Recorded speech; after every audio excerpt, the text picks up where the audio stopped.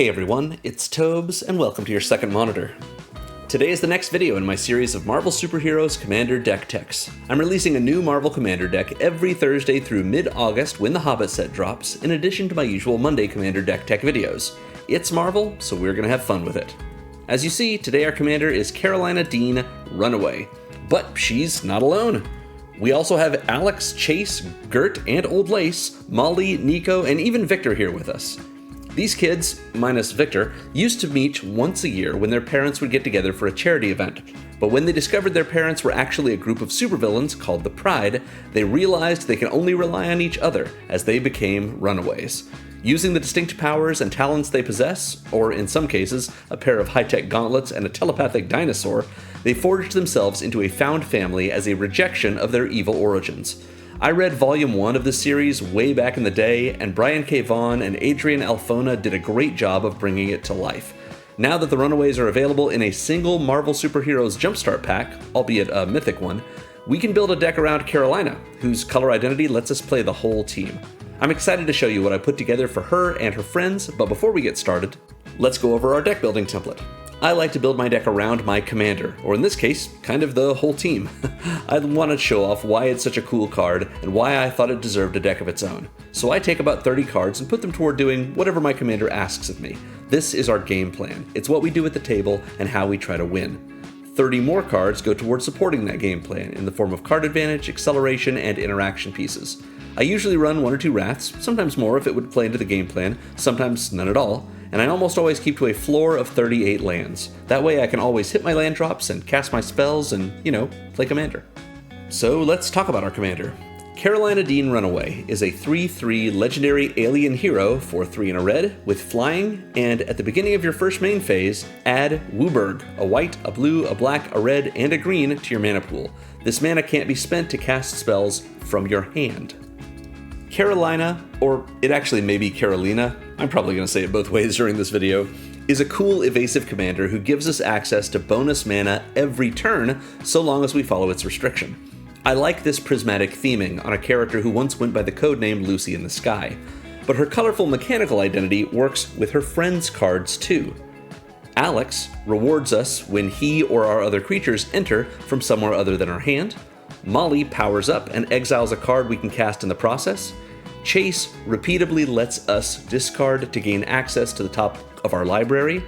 Gert and Old Lace turn a discard into a Lay of the Land. Victor pulls a card out of the yard and exiles it for us to cast. And Nico not only turns our Elsewhere spells into burn, but also ties it all together by letting us discard to cast the first non-land in our library for free. Notably, Nico is the reason why our deck is the price that it is, but we couldn't have the whole team without the wielder of the Staff of One. So this is, like I mentioned, an Elsewhere deck, centered around playing cards from Exile. Most of the effects that let us cast spells this way give us exiled cards, with permission to cast them this turn or the next, so just building around this theme means our deck is full of card advantage. That's a potent combination with the mana advantage that Karolina gives us, but Impulse Draw always feels seat of your pants, like things could fall apart at any moment. Which is exactly how the Runaways felt, especially after they made their escape. Their parents went looking for them, and as the foremost supervillains on the West Coast, that meant that there was danger around every corner for these kids. At the same time, they were all coming to terms with revelations that were bigger than them. Finding out your parents are time travelers or genius scientists or mutants? Heavy stuff. And on top of learning how to use their alien abilities or magic spells or a frog-shaped super vehicle, it's more than most adults could handle. Since all the Runaways, save Victor, are red, and since most Paradox-style spells are red as well, our deck is, well, pretty darn red. We can fix our mana easily with Karolina's ability, assuming we're casting spells from outside our hand, and we have a weird mana base that ends up working surprisingly well. In fact, we have a bunch of ways to take advantage of Karolina's Power Stone-esque mana, spending it on abilities, paying costs with it, filtering it through lands or artifacts into unrestricted mana, or just dumping it into a collection of mana sinks.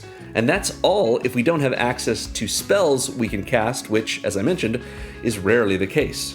But how do we win?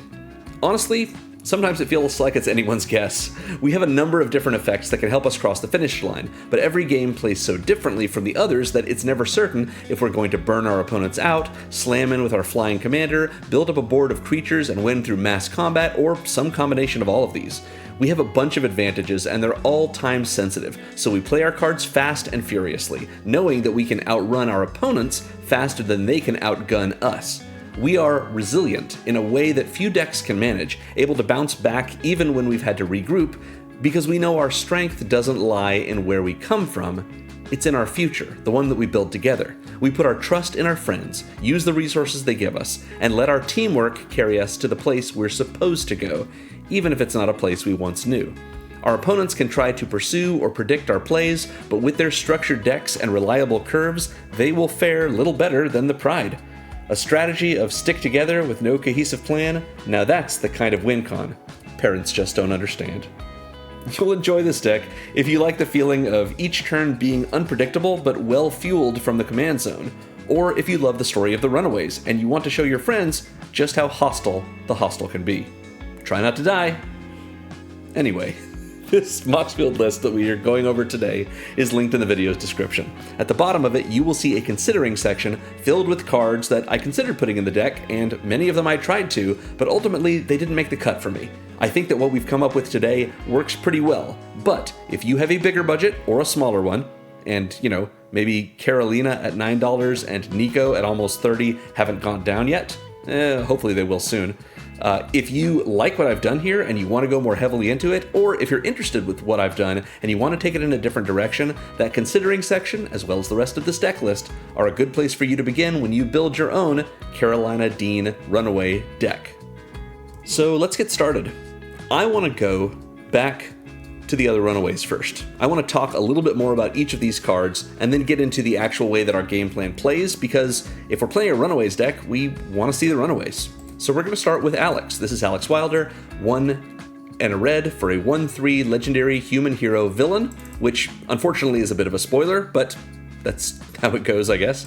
Whenever Alex or another creature we control enters, if we cast it from anywhere other than our hand, it gets +2/+0 and gains haste until end of turn. So it's a little bit of a Ogre Battle Driver, but only for 2 mana, but it has to have been a card that it was cast from somewhere other than our hand. Now that does mean it can be cast from Exile, which is mostly what our deck is doing, but it can also be cast from the graveyard, if we have a way to do that.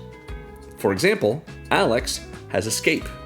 Escape for 2 and a red, which is to say, it's sort of like Flashback that works on permanence, but it requires us to exile cards from our graveyard as well. So instead of paying 1 and a red, we can cast Alex from the graveyard by paying 2 and a red and exiling 3 other cards from our graveyard, which means Alex is going to come in, and he'll come in and be a 3/3 haste, because he'll get that +2/+0 and haste until end of turn. So that's pretty neat. Next is Chase Stein Runaway. 1 and a red for a 2/2 legendary human hero with tap and discard a card, exile the top card of your library, and until the end of your next turn, you may play that card. So this is a sweet ability, and we do have a little tiny sub-theme of discard in this deck, and 1 or 2 ways to take advantage of discarding cards, since we have so many ways to give ourselves a little bit of impulse draw at the cost of discarding something in our hand. Yeah, Chase is pretty great, because he's able to let us, without having to pay any mana and to continually, repeatedly do this every turn, we can just take a card in our hand and hope that what's on the top of our library is better, and it's probably going to be better simply by the fact that Karolina gives us 5 mana that we can spend on what's on top of our library when we can't really spend it on what's in our hand. Now that's not always true, as we'll see soon, but that's how it works. Chase, if you're interested, his power is that he doesn't have a power, but he has these Fistigons. They're awesome high-tech gauntlets. It's neat. Next, we have Gert and Old Lace Runaways. This is the only card among all of the Runaways cards, not counting Victor, who's actually from Volume 2 of the Runaways, that doesn't have just a purely red casting cost. Gert herself is red, but Old Lace, this dinosaur, is green. So Gert and Old Lace Runaways are 2 and a hybrid Gruul mana for a 4/3 legendary human dinosaur hero. Human, dinosaur, both heroes. Gert, if you're interested, is telepathically linked to this genetically engineered I think a Velociraptor? I think so, yeah. Big dino anyway. It has Trample, and when Gert and Old Lace enter, you may discard a card, and if you do, search your library for a basic land card, reveal it, put it in your hand, and shuffle. So that's just Lay of the Land. It essentially is saying, just like Chase turns any card in our hand into an exiled card from the top of our library, Gert and Old Lace turn any card in our hand into a basic land by letting us tutor for one. So that's pretty good. And then Gert and Old Lace are a 4/3, which is a solid power and toughness, and has Trample. Nice. Next we have Molly Hayes, Princess Powerful, or just Bruiser, she sometimes go by. Molly is a mutant, as you can see. She's a legendary mutant hero who's a 3/3 for 2 and a red, and has a power-up ability. For 5 and a red, we can put 2 counters on Molly, exile the top card of our library, and until the end of our next turn, we can play that card.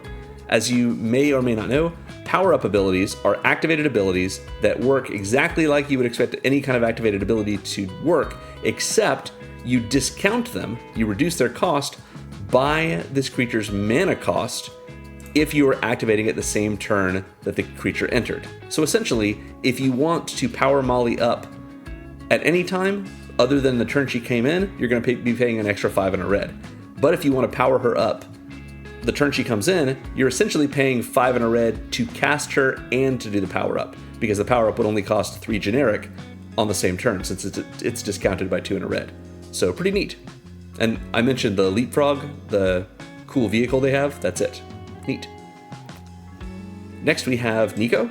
Nico Minoru Runaway is 3 and a red for a 2/4 legendary human warlock hero that says whenever you cast a spell from anywhere other than your hand, Nico deals 2 damage to each opponent. So this is a very solid way to get a bunch of burn in our deck.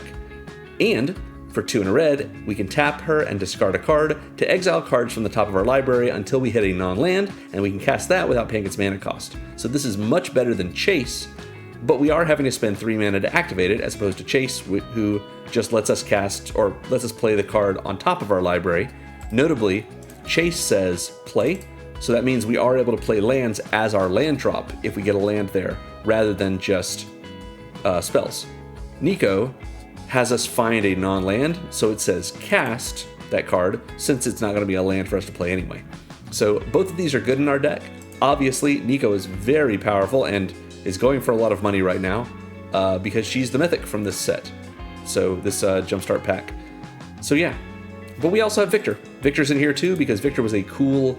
Oh, I'm sorry, I should mention Nico's deal. Nico has the Staff of One, because her parents are sorcerers. Staff of One lets her cast any spell she wants, but only once ever. Yeah. Now we've got Victor. Victor is 5 generic mana for a 4/4 legendary artifact creature, human hero, because Victor is a son of Ultron. And it says when Victor enters, exile target card from your graveyard. You may play it for as long as you control Victor Mancha. So this is nice. Victor lets us take advantage of these other creatures like Gert and Old Lace, Chase, and Nico discarding cards. Victor lets us take one of the cards in our graveyard, hopefully it's been discarded by a Runaway, and exile it so that we can play it as long as we control Victor, which is not just limited to this turn or next turn. Obviously we want Victor to stay in play, but we can hang on to that card if we have other cards that we need to cast that have a time limit that's running out before we cast that one. And otherwise, Victor is a 4/4 for 5, which is totally fine. Great. And those are our Runaways. So let's talk now about our actual... I guess I should mention, Karolina is an alien, and that's where her powers come from. If I remember correctly, she always wore this special bracelet as just sort of like a family heirloom sort of thing, not knowing that it was suppressing her powers, and when she finally took it off, she realized she had energy powers and she could fly, and she wasn't hiding who she was anymore. Anyway, very cool.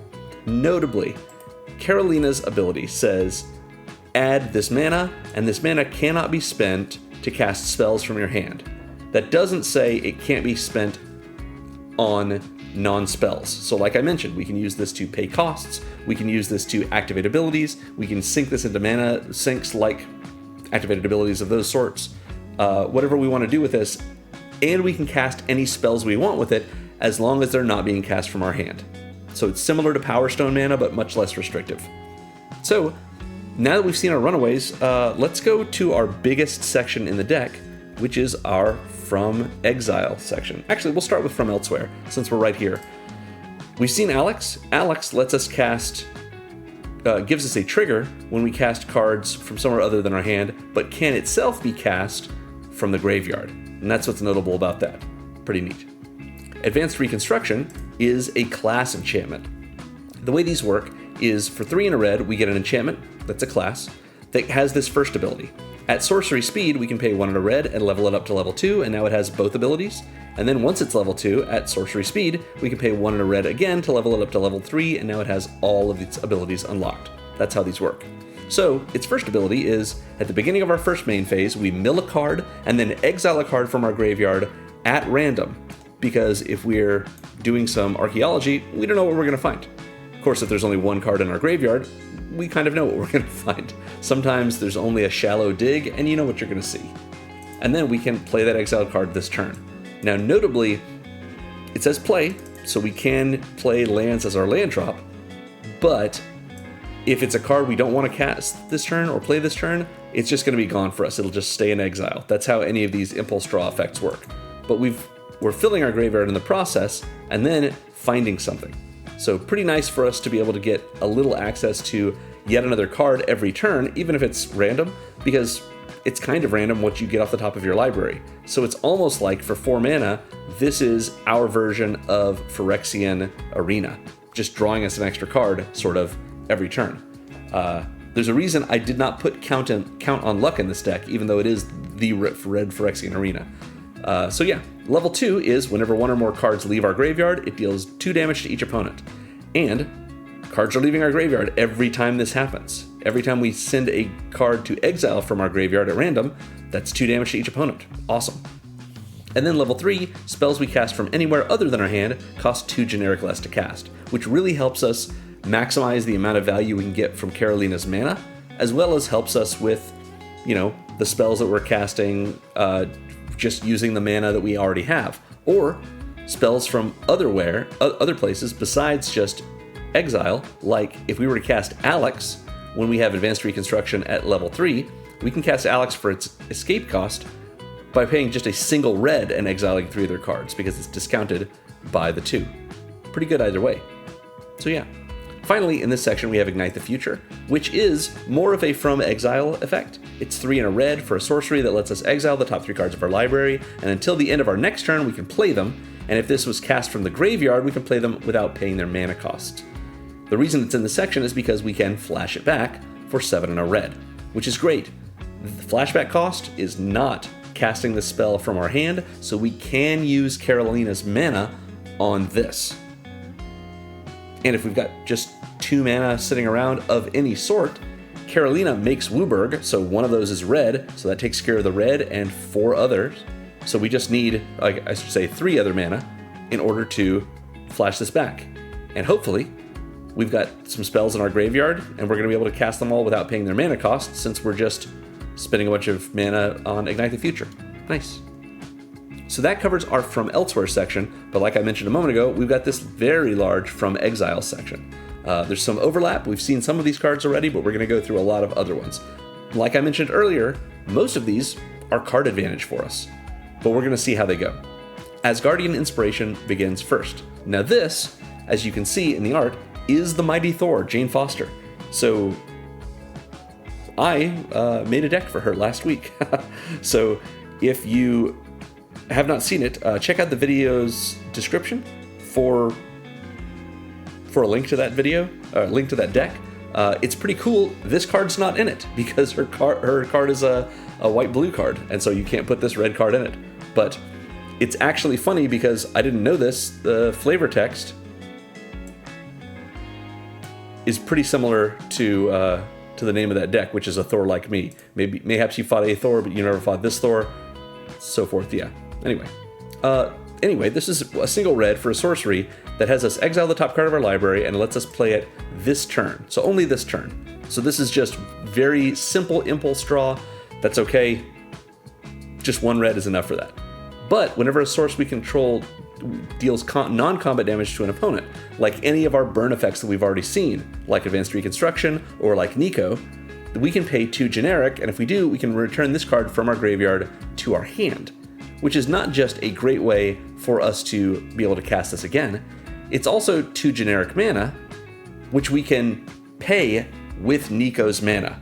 So if we don't need, the black and the blue mana that she's produced this turn, we can put those into Asgardian Inspiration's trigger and use it to put it back in our hand, which would trigger Advanced Reconstruction, because that's a card leaving our graveyard and it'll just do 2 damage to everyone. Seems good. Next up, we have Heroes Hangout. This is from the Spider-Man set. It's a single red for a sorcery that says either choose Date Night and exile the top 2 cards of your library, choose one of them, and until the end of your next turn, you can play it. So kind of similar to our Asgardian Inspiration. Rather than exiling 1 and we can play it this turn, we exile 2, and one of those is just going to stay in exile, but the other one we have until the end of next turn to play. So lasts a little longer, gives us some selection, pretty good. Or we can choose Patrol Knight. 1 or 2 creatures each get +1/+0 and first strike until end of turn. This is pretty cool. There's no reason to give this to our opponents because we can only cast it at sorcery speed. But technically it does not say creatures you control, so that's a possibility. But generally we're going to put it on our own creatures, of course, if we're not using it for card advantage that we can cast spells from with Nico's mana, or Karolina's mana, sorry. Next, we've got Blazing Crescendo. 1 and a red for an instant that gives target creature +3/+1 until end of turn, and we exile the top card of our library, and until the end of our next turn, we can play that card. So this is an instant, but if we are using Karolina's mana on it, we're going to have to do it during our first main phase, since it will leave as soon as we go to combat. However, if we're using this with our regular mana, that's okay, because we'll still be able to get our power and toughness boost, and we're still going to be able to cast that card, play that card, I should say, during our second main phase. If it's an instant, we can play it any other time. Obviously, we can spend regular mana on this, or we've got it until the end of our next turn, and at the start of our first main phase of our next turn, that's when we get more mana from Karolina. So great for that. Yeah. Also, sweet art. Next up, we've seen Chase. Chase lets us discard a card to exile the top card of our library, and then we can play that until the end of our next turn.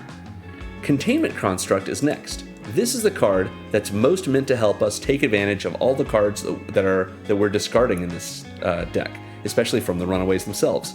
This is 2 generic mana for a 2/1 artifact creature construct. See, it's a construct. That says whenever you discard a card, you may exile that card from your graveyard, and if you do, you may play that card this turn. So that's playing it from exile. So if it is a land, we're able to play it as our land drop. If it's a spell, we're able to cast it. And of course, since it's in exile, we can use Karolina's mana on it. This is a great way to get advantages, like if we use Chase to discard a card and exile the top card of our library, simply discarding that card will put it into exile with the Containment Construct if we want to. And now we can play it this turn from exile, and we can play the card that Chase exiles from the top of our library from exile this turn as well. Or this one until the end of our next turn. Nice. Next we have Gwen Stacy. This is 1 and a red for a 2/1 legendary human performer hero that says when Gwen Stacy enters, exile the top card of your library, and you may play that card for as long as you control this creature. So a little bit of similar to Victor, I guess, putting a card into exile that we can cast or play as long as we control the creature that put it into exile. That seems nice for a 2-mana 2/1. But we can also pay 2, a blue, a red, and a white to transform Gwen Stacy at sorcery speed. Notably, this is not casting a spell from our hand. This is activating an ability. And because Karolina gives us Wooburg, that includes a white, a blue, a red, and a black and a green, which will pay for this as well. So we can just use Karolina's mana to immediately transform Gwen Stacy once she enters if we want to, while we've still got that mana. She will flip into Ghost Spider, which notably is a modal double-faced card and a transforming double-faced card. So we can cast her for that same cost, to a blue, a red, and a white if we want to. And we can do that if she's in our hand, but we can't use Karolina's mana to do it. But if she's in exile, we can use this use Karolina's mana to cast her backside that way as well. She doesn't have to be in our hand for us to cast her transformed if we don't want to. But it's pretty nice to be able to pay 2 mana from our regular mana get something in exile, and then use all of Karolina's mana to flip Ghost Spider, since we can use that card that's in exile to help Ghost Spider out. Ghost Spider is 2 and a Jeskai for a 4/4 legendary human spider human hero rather, with flying, vigilance, and haste, so we can attack with her right then. And whenever we play a land from exile or cast a spell from exile, we put a counter on her. That includes the card that Gwen Stacy exiled when she entered. And we can remove 2 counters from Ghost Spider to exile the top card of our library, and we can play that card this turn. So the more we do the things that we're doing, the more Ghost Spider is going to become bigger. And Ghost Spider starts as a 4/4 flying, vigilance, haste. Ignoring the haste, Ghost Spider is a Sarah Angel. That's crazy. And it's a Sarah Angel that's going to keep getting bigger and empowers itself to do so from the front side. And we can take 2 counters off to keep empowering it, exile the top card of our library, and we can play it this turn only. But if we do play it this turn, it's going to trigger itself again. We're going to get one of those counters right back. Very cool.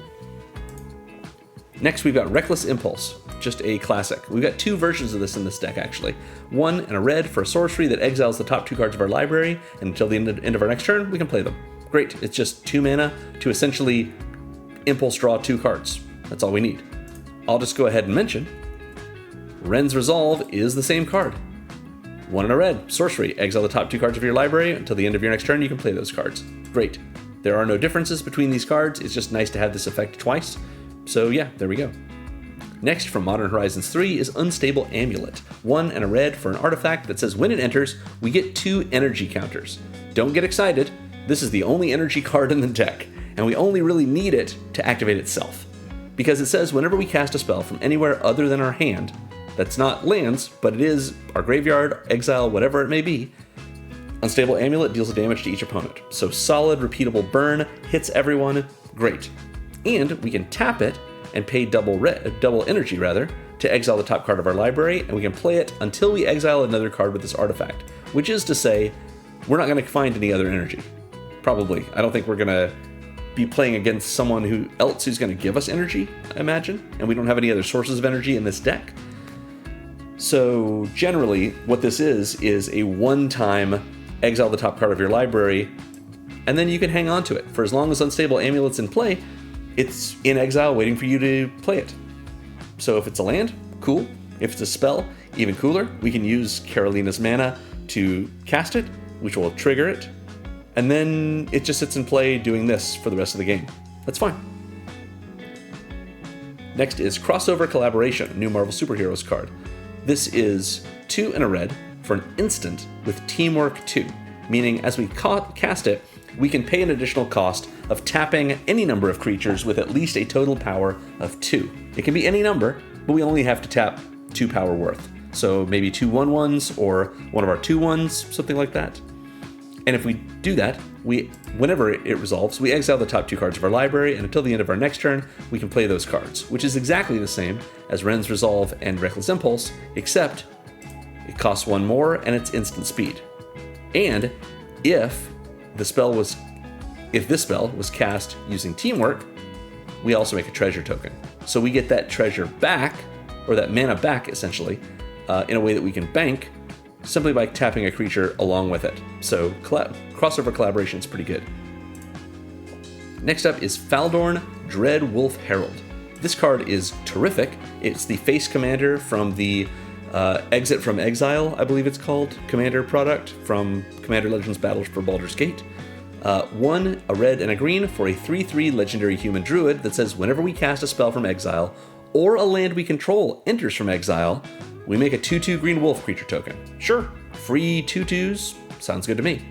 And we can pay 1, tap it, and discard a card to exile the top card of our library, and we can play it this turn. So not quite as good as Chase's ability, but sure, a nice way to trigger itself. I don't mind that at all. Next we have Glimpse the Impossible. Incredible art on this card. I always love this amazing Justine Jones art, and it just does so much for us. 2 and a red for a sorcery that exiles the top 3 cards of our library. We may play them this turn, and at the beginning of the next instep, if any of them remain in exile, instead they go to our graveyard, and we make a 0/1 colorless Eldrazi spawn creature token for each card that we put into our graveyard this way. And of course, they're Eldrazi spawn, so we can sacrifice them to add a colorless mana. So this is either like a 3 mana draw 3 for this turn, or it's 3 mana make 3 tokens that can ramp you, or it's a mix of them, because if we use it as a 3 mana draw 3 and we only cast or play one of the cards that we exiled, then we're going to get 2 of those tokens. If we are able to play 2 of those cards we exiled, we'll get 1 token. So we get 3 of something no matter what. It just depends on what it's going to be based on what we need it for that turn. Glimpse the Impossible is great. Next we have Hex Magic, which feels a lot like Nico's Magic from the Staff of One. 2 and a red for a sorcery with Arcane. Not relevant yet, but I bet it will be probably next year whenever they put out the like Mystic Heroes Marvel set, or whatever it's likely to be called. The one that's going to cover Doctor Strange and, you know, stuff like that. Probably they're bringing Arcane back for that, and this is a plant. So we'll see. Anyway, this is 2 and a red for a sorcery that says exile all the cards in your hand. Then draw that many cards, until the end of your next turn, you may play cards exiled this way. Now, this could have said, exile a number of cards from the top of your library equal to the number of cards in hand, and until the end of your next turn you can play them that way, but it does it the opposite way. It says, what do you have, 4 cards in hand? Okay, all the cards in your hand are in exile, and you can play them until the end of your next turn. Go ahead and draw 4 additional cards. Those are going to replace the ones that you just lost from your hand. So yeah, Hex Magic is pretty cool, in all honesty. We have seen this effect before on a different card, which you will see soon. But yeah, for 3 mana, this is a pretty sweet ability for us to get some things into exile, and it's the good kind of impulse draw because it lasts until the end of our next turn. Plus, we don't have to lose any cards in hand in the process since they are replaced. Next up, we have Lelia the Blade Reforged. 2 and a red for a 2/2 legendary spirit warrior with haste that says whenever she attacks, we exile the top card of our library and we may play it this turn. So it's the quick impulse draw. And whenever 1 or more cards are put into exile from our library or from our graveyard, we put a 1/1 counter on Lelia. So Lelia just keeps getting bigger the more we do the things we're doing in this deck. Great. Light Up the Stage is next. This is 2 and a red for a sorcery that exiles the top 2 cards of our library, and until the end of our next turn we can play them. The same thing as our crossover collaboration from before, but with no teamwork and no ability to make a treasure. But what it does have is Spectacle for a single red, meaning if an opponent has lost life this turn, it can be from damage we've done, from non-combat damage, if it's not, if we're burning our opponents, it can be from them paying life.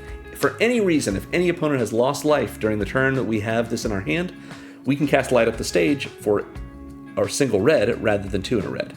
That's pretty easy for us to do, especially since we have a commander that flies.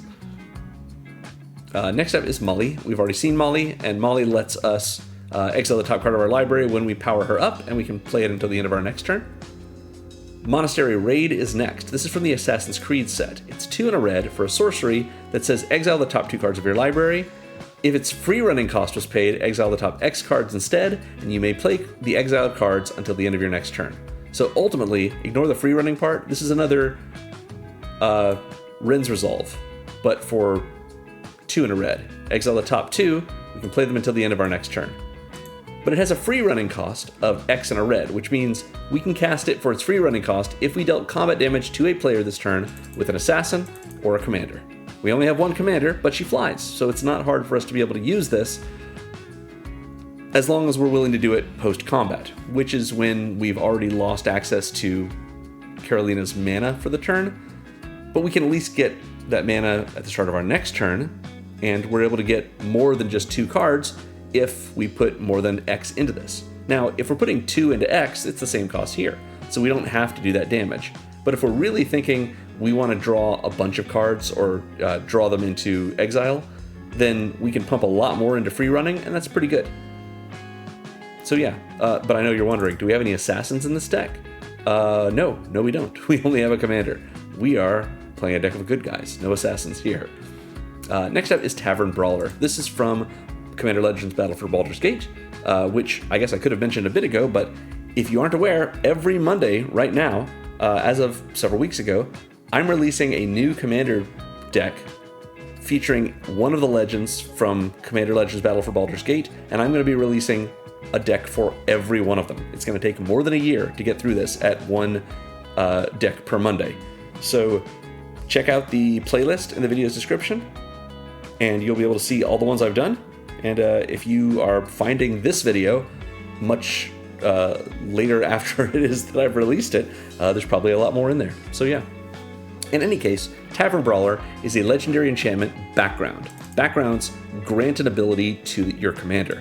For 1 and a red, it gives our commander creature this ability. At the beginning of our upkeep, exile the top card of our library, and our commander gets a power bonus equal to the mana value of the card we exiled, and we may play that card this turn.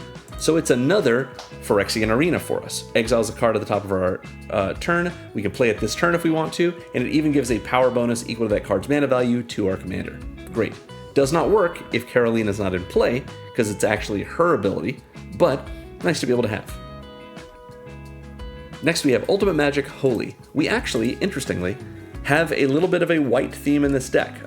Just a few white cards on their own, and I think only 1 green card, and there's no cards that are just blue or just black. Everything else is either multicolored or just straight up red. But we do have a couple of white cards, and Ultimate Magic Holy is a pretty good one. This is 2 and a white for an instant that says permanents we control gain indestructible until end of turn, and if this was cast from exile, prevent all damage that would be dealt to you this turn. Very cool for us, but we can cast it at instant speed, so even if we don't cast it from exile, it's still a solid way to protect our permanents. But it has Foretell for 2 and a white. Foretell means during our turn, we can take a special action of paying 2 generic mana and putting this into exile face down. And then on a later turn, we can cast it for its Foretell cost, which is the same as its regular cost. But it gives us the extra benefit of preventing all damage that would be dealt to us. In addition, what's especially nice about this is we can use Karolina's mana to pay its Foretell cost, since that is us casting it from exile. Pretty neat. Now, that's not likely to be something we really want to do, unless maybe, since Karolina's mana only lasts through our first main phase, unless we're casting something, an opponent responds at instant speed with something that's supposed to burn us or hurt us otherwise, and give us damage, and then we can respond with Ultimate Magic Holy for its Foretell cost from exile to protect us. But otherwise, even if this is something we're having to cast from exile with our regular mana and not our Karolina mana, that's still pretty good, pretty powerful. Next up is Wild Wasteland from the Fallout decks. 2 and a red for an instant, for an enchantment rather. Skip your draw step. At the start of your upkeep, exile the top 2 cards of your library. You can play them this turn. So this is not good impulse draw, but it is 2 cards every turn in place of our draw step. So it's kind of like Tavern Brawler. It costs the same, but we're drawing a card and we're getting something in exile. Wild Wasteland says, nope, you're not drawing something, you're just getting 2 things in exile. You have to play them this turn, no bonus to your commander's power, doesn't matter. This Wasteland is wild. So this is what's nice about this is it lets us use both of those 2 cards that we're getting rather than our draw step card and the one we'd be exiling from Tavern Brawler, for example. We can use Karolina's mana on both of these. So it's as though both of these cards are, if they're spells, we've got 5 extra mana to cast them both. So that's pretty sweet. This is definitely one of the cards in this deck that I like to put a few cards in every deck that sort of changes the texture of the deck, like the way it feels when you play it. Wild Wasteland is definitely one of those, and I just think it's pretty fun. So yeah, if you were to want to replace this with Count on Luck, which is a triple red enchantment that exiles the top card of your library at the start of every turn and you can play it, which is essentially what Tavern Brawler does with the bonus, except it requires our commander to play. You could definitely swap out Wild Wasteland for Count on Luck, which is from Ether Drift if you're looking it up. But I think Wild Wasteland is really cool, so yeah, there we go. Next is the one Wrath we're running in this deck. It's Avatar's Wrath. 2 and double white. For a sorcery that says choose up to 1 target creature, then airbend all the other creatures. To airbend a creature means to exile it, and then, respecting normal timing restrictions, its owner may cast it for just 2 generic mana rather than its mana cost. And until our next turn, our opponents can't cast spells from anywhere other than their hands, and we exile Avatar's Wrath. So this is great. it lets us keep any one creature we want, probably Karolina, in play, and all of our other creatures go to exile, as well as every other player's creatures. So the board is completely wiped except for probably Karolina. And if we've used her mana to cast Avatar's Wrath, then great. We've probably got a bunch of mana sitting around that we can recast our other creatures. But if we have her mana left, let's say we've used our own, our regular lands to cast Avatar's Wrath, and Karolina's mana is still in our pool, well, we can use it to pay these Earthbend costs, because all of these creatures that we've airbent are in exile, so we can use her mana to cast these spells from exile for that 2 generic. Great. Easy to do. Next up is Chandra, Torch of Defiance. Love Chandra. 2 and double red for a 4 loyalty Chandra Planeswalker. This is, by the way, about to get reprinted in Reality Fracture at time of recording, so watch out for the new Chandra, Torch of Defiance art. Anyway, she's got 4 abilities. +1 to exile the top card of our library. We can cast it, and if we don't, she does 4 damage to each opponent. Note, this does not say without paying its mana cost, and it does not say until the end of turn or until the end of your next turn. We are casting it as part of the resolution of this ability. So we can exile the top card of our library, and if we've got the mana to cast it right now, we can cast it right now. If we don't cast it right now, it stays in exile and it turns into burn damage that Chandra sends at each opponent. So this helps us in both ways. We're burning our opponents, and we're getting access to the top card of our library. If we are activating Chandra during our first main phase, then that's when we have access to Karolina's mana, so we're likely to be able to cast that card, whatever it may be. So this is good for us both ways. Or we can +1 Chandra to add double red to our mana pool. That's even sweeter. Just extra mana. Maybe it's not sweeter in this deck. This is actually really amazing in this deck. But just a little extra red mana, and it also increases her loyalty. That seems pretty good to me. We can also -3 her to do 4 damage to a creature. Or if some opponent is crazy enough to let us get Chandra, Torch of Defiance up to 7 loyalty and untap with her, then we can ultimate her, and we get an emblem that says whenever you cast a spell, any spell, doesn't matter what kind, doesn't matter when, doesn't matter from where, this emblem deals 5 damage to any target, which, sure, we can use that as a way to turn every spell into a removal effect in addition to whatever it was going to do, but I might even just say we've got the ability to cast a lot of spells. Like multi-spelling in this deck is not hard when our commander is giving us an extra 5 mana every turn. So how hard is it to send 5, 10, 15, maybe even 20 damage at an opponent's face in the same turn? This emblem can kill people, which is why Chandra needs to die before she gets to that point. But if we're able to protect her, we maybe get there. That would be cool. Next we have Daredevil, Man Without Fear. Daredevil, I thought about making this card into a deck of his own because Daredevil's my favorite Marvel hero. Unfortunately, I don't think it's as exciting as some of the other options we have. So Daredevil, Man Without Fear is good in this deck, however. For 2, a red and a white, we get a 3/4 legendary human hero with vigilance and haste, so 3/4 vigilance haste is good, and a radar sense. We can look at the top card of our library at any time. This is so good in this deck. I specifically put a couple of cards in this deck that let us peek at the top of our library, because knowing what's on top when we have so many effects that exile the top card or a couple of cards of our library can really help us out. If we know we've got enough mana to cast one spell or another, and one of them exiles the top card of our library and lets us cast it or play it this turn only, and we know it's a land and we've already made our land drop, maybe we want to hold off on that spell and cast our other spell rather than instead. This little bit of extra information can be so powerful in a deck that's playing off the top of the library by exiling those cards so often. So yeah, just a great effect for Daredevil here. But also, whenever we attack, we may exile the top card of our library, which we know what it will be. If that card is a hero card, Daredevil gets +2/+1 until end of turn, and we can play that card this turn. So Daredevil becomes a 5/5 Vigilance Haste.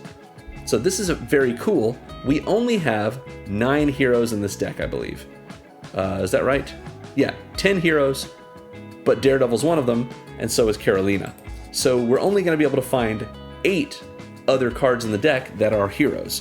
However, it does cover every one of our Runaways. So Daredevil is a great way for us to find and therefore cast one of our Runaways and be rewarded for it, sort of because he recruited them, I guess? I don't really know what the story would be here, and I don't know if they've ever actually encountered Daredevil. I know that the Runaways have left the West Coast sometimes, but I'm not caught up on them.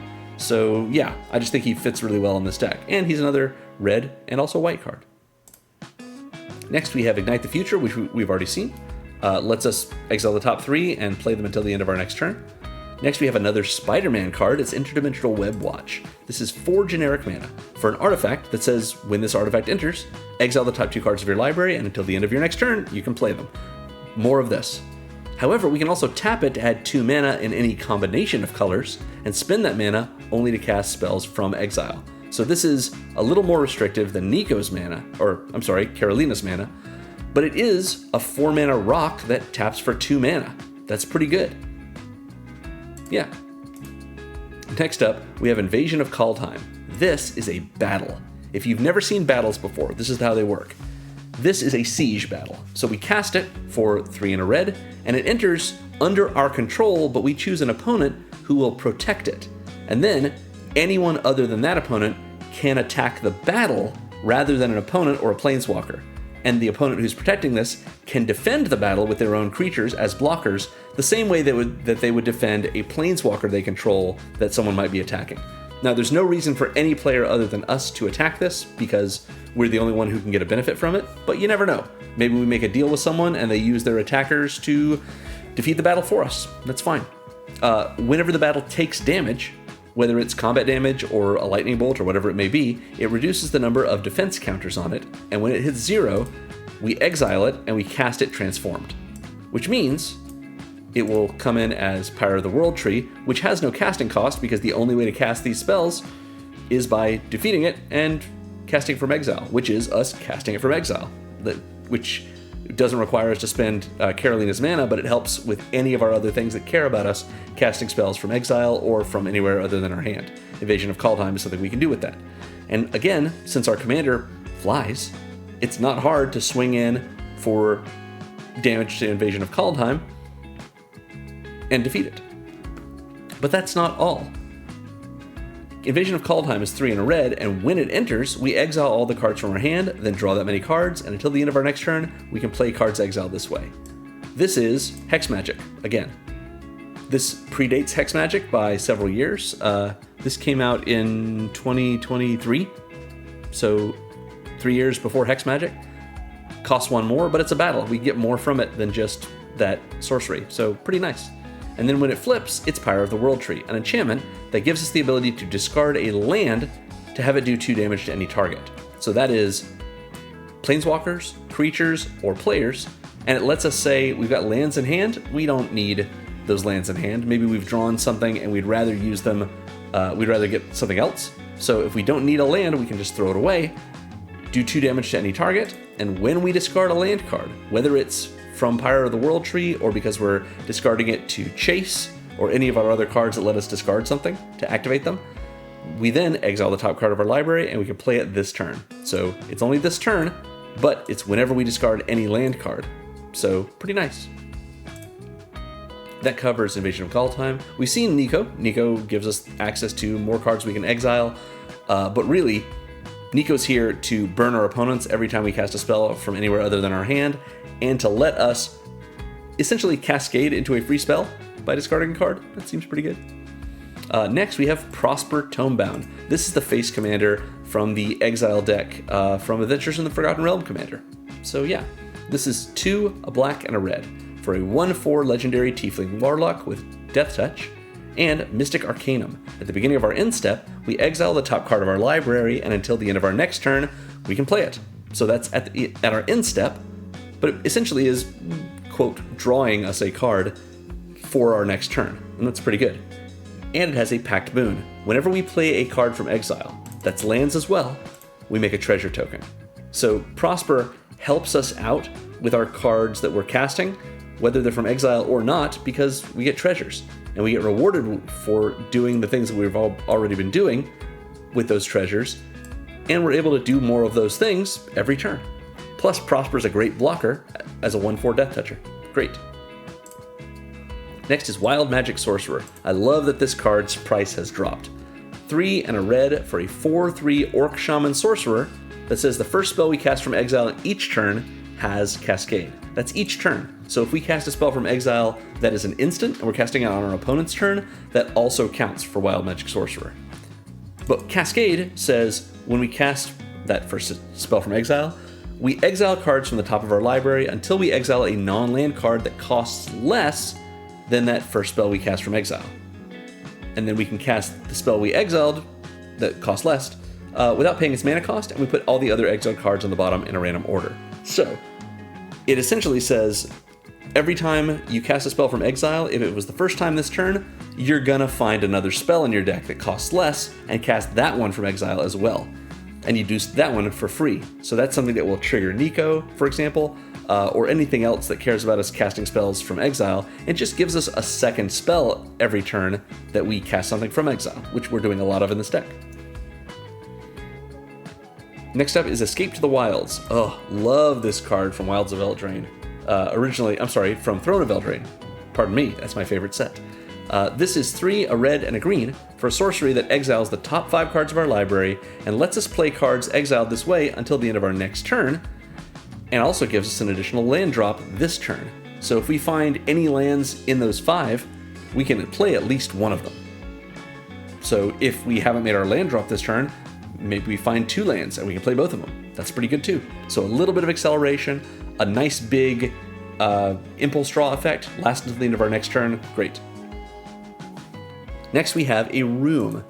We're seeing all the weird card types. We've seen a level up enchantments, we've seen battles, now we've got a room. Rooms are split cards that are also permanents. So the way this works is, it's in your hand, you can choose to either cast the Painter Studio or the Defaced Gallery. Each half of this room are called doors. So you cast either door, and on the stack, it has the name and qualities of that card, of that door. Then when it enters, the card has the name and qualities of that door and the ability for you to unlock the other door, because the one you cast comes in unlocked. And so the idea is you cast, let's say, Painter Studio, and it's 2 and a red for an instant, or for an enchantment that says when you unlock this door, which is to say when it enters, or if it's already entered and you paid the cost of it to unlock it, exile the top 2 cards of your library. You may play them until the end of your next turn. The classic thing that we've seen several different times. So if we cast Painter Studio, it will enter, its door will unlock, and we will get to do that thing. And Defaced Gallery will be locked. At any time we want sorcery speed, we can pay 1 and a red to unlock the Defaced Gallery, and now this card has the text on both sides. Defaced Gallery, 1 and a red, says whenever you attack, attacking creatures you control get +1/+0 until end of turn. That's every attacking creature. So that's pretty solid for Karolina. She gets to attack as a 4/3? Karolina's a 3/3, right? Yeah, that's right. Yeah, she's a 3/3. Anyway, so yeah, the reason this is cool is because this is an inherent mana sink for us. We cast Defaced Gallery for 1 and a red, it comes in, and then we use 3 of Karolina's mana to unlock Painter Studio. Because this is not us casting a spell, it's us unlocking a door. So it's an activated ability, essentially. So we get to unlock that, and that gives us a way to use our mana from Karolina in a way that's not just, casting spells from exile. So yeah, cool. Next we have Quintorius Khand, another Planeswalker. Love Quint. Quint is 3, a red, and a white for a 4 loyalty Quintorius Planeswalker that says whenever we cast a spell from exile, Quintorius deals 2 damage to each opponent and we gain 2 life. A little bit more burn that we're spinning around. This is a great way, burn in general is a great way for us to win with this deck. It's just fun. It rewards us for doing what we were going to do anyway. And we can +1 Quintorius to make a 3/2 red and white spirit creature token. Good blocker, sometimes a solid attacker, can't hurt. We can -3 Quintorius to discover 4. Discover is a lot like Cascade, but the way it works is this number, 4, what we do is we exile cards from the top of our library until we find a non-land mana value 4 or less. We can then cast that spell from exile without paying its mana cost, or we can put it in our hand, and everything else that we exiled until we got to that goes on the bottom in a random order. I believe it's a random order, yeah. So yeah, Quintorius is essentially saying, find a spell, mana value 4 or less, the first one you find in your library, you get to cast it for free, and it's going to trigger Quintorius and burn each opponent for 2 and gain us 2 life. So nice. And if we get Quintorius to 6 loyalty, we can -6 him, and exile any number of target cards from our graveyard, add a red mana to our pool for each card we exiled this way, and we may play them this turn. So a little bit of recursion, maybe a lot of recursion, plus a bonus mana of the color that we are most likely to be spending in this deck for each of those cards. And when we play them this turn, they will be played from exile. It will trigger Quintorius if he's still on the battlefield. It'll trigger Nico, any of our other things that maybe trigger off of us playing cards, not just casting, from exile. Great. Next we have Victor Mancha. We've already seen Victor. Lets us exile the top a target card from our graveyard, and we can play it as long as we control Victor. Seems good. And we have another room. This is Charred Foyer and Warped Space. The foyer is 3 and a red for a room, a door, I guess, that at the beginning of our upkeep exiles the top card of our library, and we may play it this turn. So another one of these sort of tavern brawler type of effects. But we also have Warped Space, which is really good for us. 4 and double red. That says, once each turn, you may pay 0 generic mana, rather than pay the mana cost for a spell you cast from exile. So it lets us essentially cast 1 spell for free each turn if we're casting it from exile.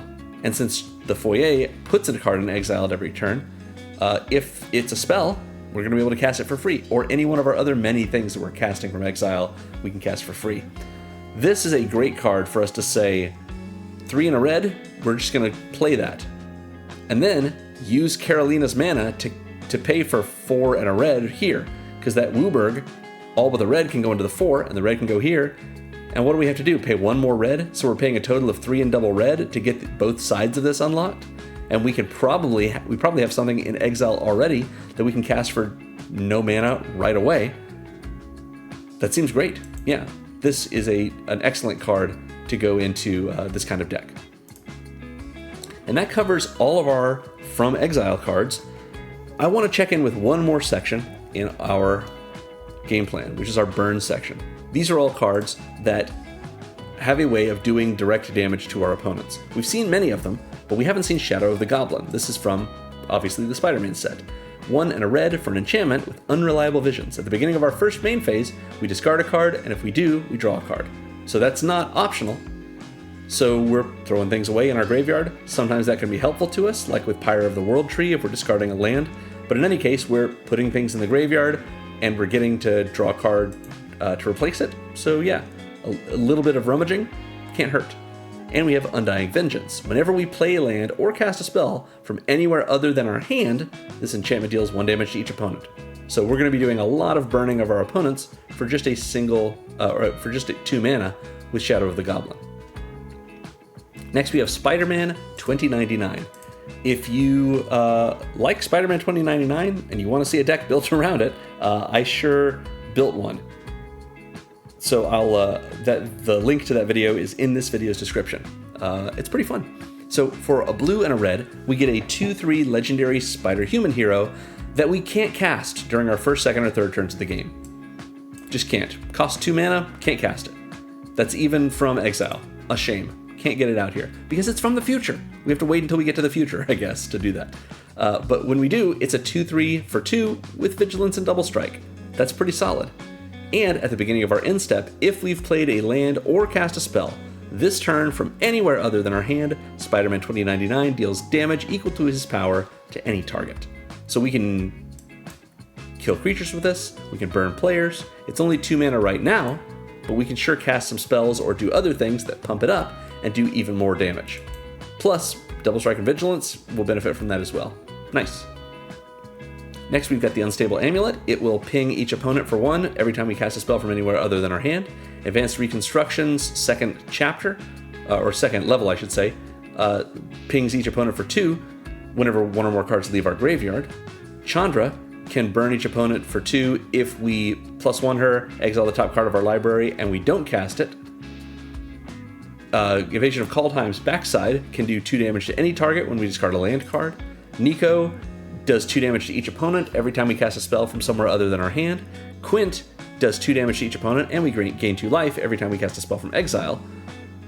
And we have Flaming Tyrannosaurus next. This is 5 and double red for a 5/5 dinosaur with menace and a Paradox ability, which I mentioned during the heart of the deck. Paradox is something that is a pretty loose ability word, but this means casting spells from somewhere other than your hand. It was coined during the Doctor Who set, which is what this is from. It's helpful as a tag. If you search Scryfall using the tags, this is a great Oracle tag to use for decks like this. Anyway, the Tyrannosaurus is a 7 mana 5/5 with menace that says whenever we cast a spell from anywhere other than our hand, this creature deals 3 damage to any target and then put a 1/1 counter on it. 3 damage to any target is a lightning bolt. This is a free lightning bolt every time we do one of the things we're going to be doing constantly in this deck, and the Tyrannosaurus becomes a 6/6 menace. What? This is so powerful. And when it dies, it deals damage equal to its power to each opponent? Burned. Literally burned. Very, very cool. Love this card. 7 mana, but it's totally worth it. Then we have another room. This is Glassworks on one side, 2 and a red for a room that says when we unlock this door, it deals 4 damage to target creature and opponent controls. Solid. Good little bit of removal. Or the Shattered Yard. 4 and a red. At the beginning of our end step, it deals 1 damage to each opponent. A little bit of ping. We can unlock this door for just all of Karolina's mana after we've cast it as Glassworks from our hand, maybe. That seems good. And that covers our burn in the deck. Oh, hey, did you just like the video? Nice, thank you so much, I appreciate that. Yeah, I'm just kidding, you don't have to like the video if you don't want to. I do appreciate it if you do it, but you don't have to just because I asked. I appreciate you being here either way. Thank you for joining me. So, let's move on to our support sections for the deck. These yellow ones right here. Starting with our card advantage section, which as usual, I've tagged as draw. It doesn't mean that all these cards do the draw a card action. In fact, in this deck, most of them don't, because most of them are like these top 4s that all give us impulse draw. They exile cards and give us a little bit of time to play them. That is card advantage, but yeah, not exactly draw. So we've got Asgardian Inspiration, does it for this turn. Heroes Hangout, we look at 2, we can play one of them until the end of our next turn. Blazing Crescendo, 1 until the end of our next turn. Chase, repeatedly, top card of our library, into exile, played until our next turn. Now we have Energy Refractor. This is 2 generic mana for an artifact that when it enters, just draws us a card. So, great, it replaces itself. And if we pay 2 generic mana, we get to add 1 mana of any color. The reason this is in this deck is because we can, if we need to, say, hey, Karolina, you've added Wooburg to our mana pool, but we can't use it for anything that's not in our hand, or that's in our hand rather. But we don't have anything that we can use that mana for. We don't have anything that's in exile, we don't have any spells in hand that are that can send things to exile, or at least that can't right now, but we need to cast some spells. So we take Karolina's mana, spend 2 of it, and turn it into 1 regular unrestricted mana. We can even do that twice since Karolina makes 5. We spend all but 1 doing that. And we can use this to fix our mana in other ways. This kind of filter effect is usually just not something I put in my decks, but in this deck, where we're getting 5 slightly restricted mana every turn that we can spend this way and make into regular mana, sometimes it's totally worth it. Plus, this draws us a card. We've seen Gwen Stacy. She, when her front face enters, we exile the top card and we can play it as long as we control her. We also have a Mind Stone. This is really another mana rock. It's 2 generic mana for an artifact that we can tap for colorless mana. But if we want, we can pay 1, tap, and sack it to draw a card, which is to say we can cash it in for a card if we don't need its mana anymore. Maybe it's late in the game and we've got plenty of mana sources. Maybe it's early on and we're just desperate for card draw. Sometimes that happens too. Or we just don't need it and we want to spend one of Karolina's mana on something.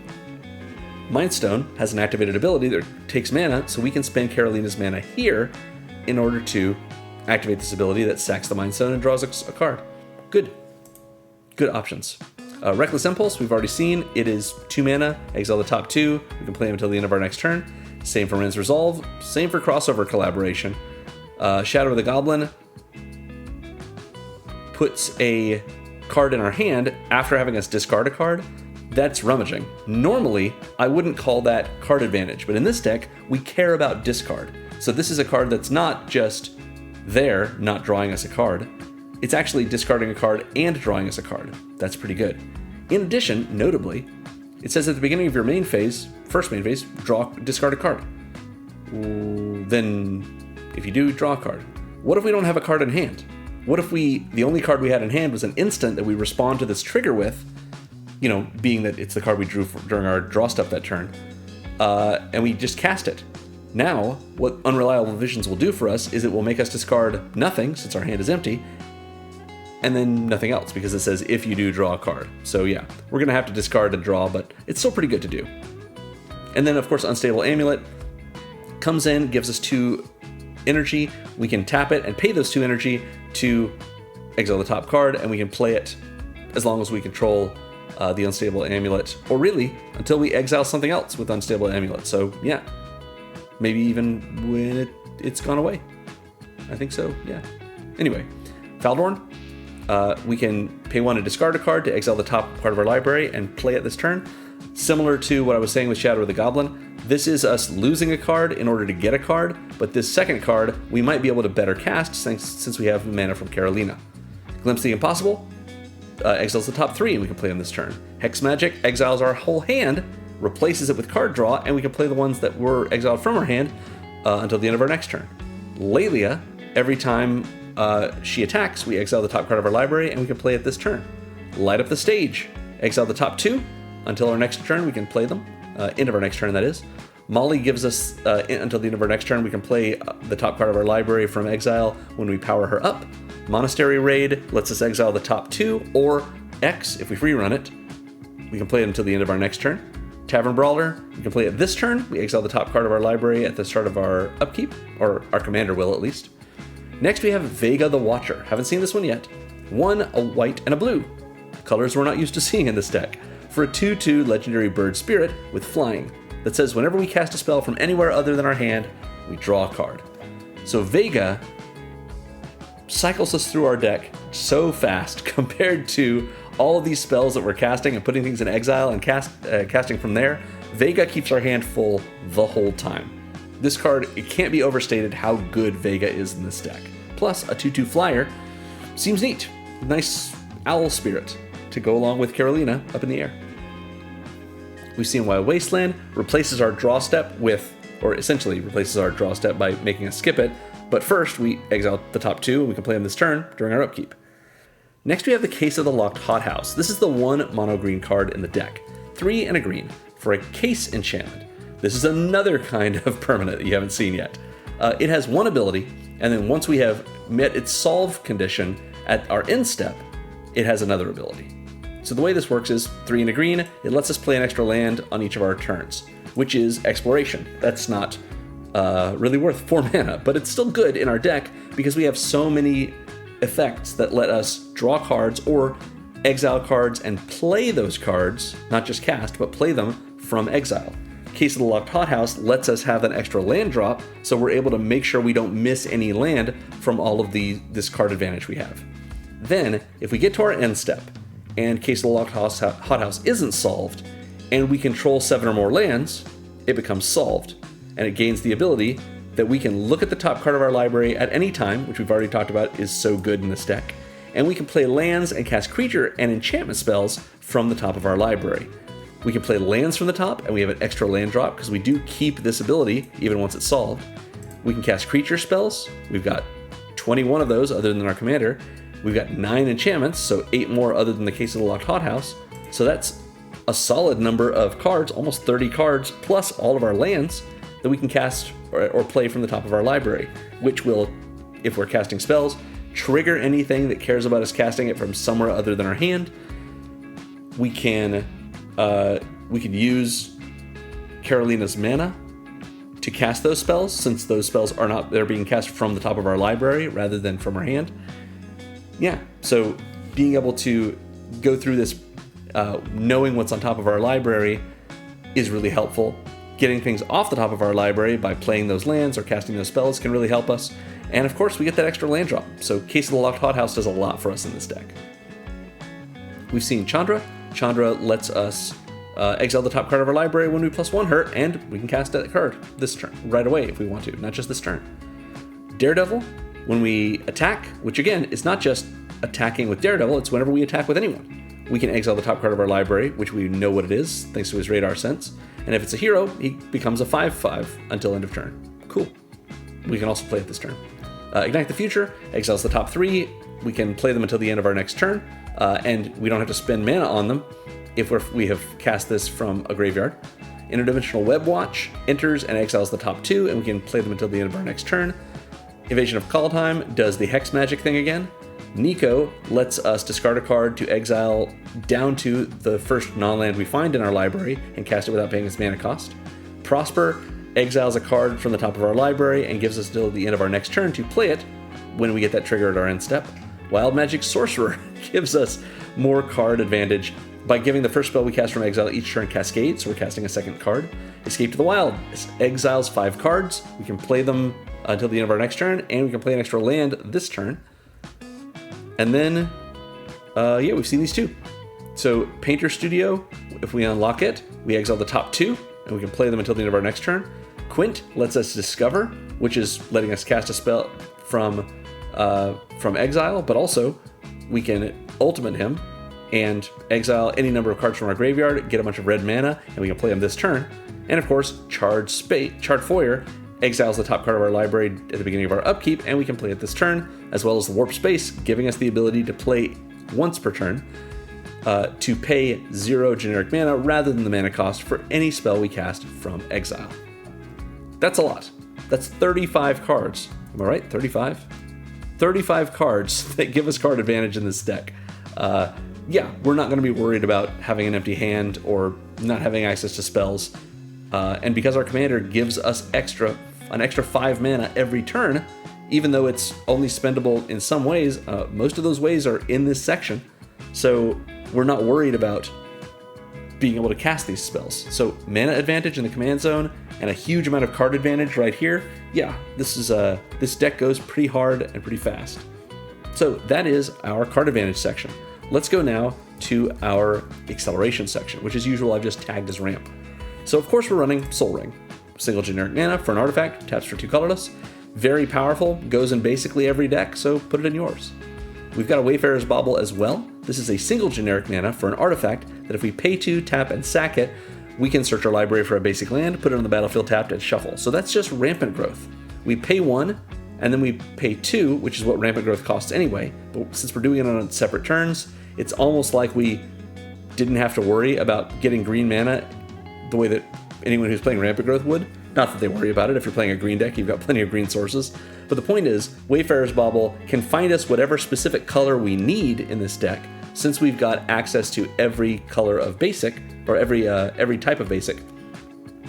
And so that we don't have to worry about, having a card in hand that's like, oh, this card is green and blue. We don't have access to either of those colors, and we can't cast it from exile unless we draw Hex Magic or Invasion of Kaldheim. So what are we supposed to do? Wayfarer's Bauble gets us one step closer to doing that.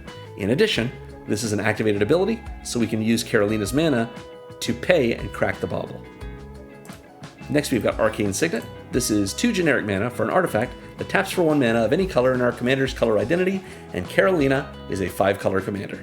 So even though this deck is almost entirely red, at least for the monocolored spells, Karolina has all 5 mana colors in her text, so Arcane Signet can make any color of mana we need. So for a 2 mana untapped rock, that's an unbelievable rate. Of course we're going to run that. Next, Energy Refractor doesn't actually ramp us, but it does let us use Karolina's mana as regular mana, which is like saying if we don't have a way to use Karolina's mana, Energy Refractor can combine with that mana to become regular mana, which we can use in another way. So yeah, not exactly the same as Acceleration, but worth putting in this section because it serves a similar purpose sometimes. Next, we've got the Fellwar Stone. This is 2 generic mana for an artifact that taps for 1 mana of any color that a land an opponent controls could produce. Great, great card in any deck that has a lot of colors in it, Now in our deck, most of our colors are red. So we do have plenty of gold cards though that are dual colored that might require any other color, as well as plenty of things that, like any of those could be something we have to cast from our hand, rather than using Karolina's mana if we're casting it from somewhere other than our hand. The Fellwar Stone helps us do that. If we've got an opponent running green, because what Commander Pod doesn't, Fellwar Stone lets us make green in case we need to cast Case of the Locked Hothouse from our hand, something along those lines. Notably, it also helps us if an opponent's running something like a Dryad of the Elysian Grove or a Chromatic Lantern that allows their lands to tap for any color. Fellwar Stone will see that, and it means it can now tap for any color. Pretty great. Next, we got the Mind Stone. We've already seen it. We can tap it for colorless mana. That helps us. Crossover Collaboration, if we teamwork it, can make a treasure token. Girt and Old Lace, when it enters, can help us discard a card and then let us find a basic land, which is not acceleration, but it does put that land in our hand, and it helps us move along with it. So yeah, just keep in mind, it's not Rampant Growth, it's Lay of the Land. Next, we've got Glimpse of the Impossible. This lets us exile the top 3, and if we don't cast them this turn, or play them this turn, they turn into Eldrazi Spawn, which we can crack for colorless mana. That's cool. Next, we have Kellen the Kid. A green, a white, and a blue for a 3/3 flying, lifelinking, legendary human fairy rogue. This is Kellen at the end of his arc that began with Wilds of Eldraine and ends in Outlaws of Thunder Junction. It says, whenever we cast a spell from anywhere other than our hand, we can cast a permanent spell with equal or lesser mana value from our hand without paying its mana cost, and if we don't, we can put a land card from our hand onto the battlefield. So Kellen says, are you casting things from somewhere other than your hand? Well, what about the stuff in your hand? Go ahead and cast those too, or play those too. As long as the things in your hand don't cost more than what you're casting from somewhere else, you don't have to worry about it. And that is not like the first time each turn, it's every time.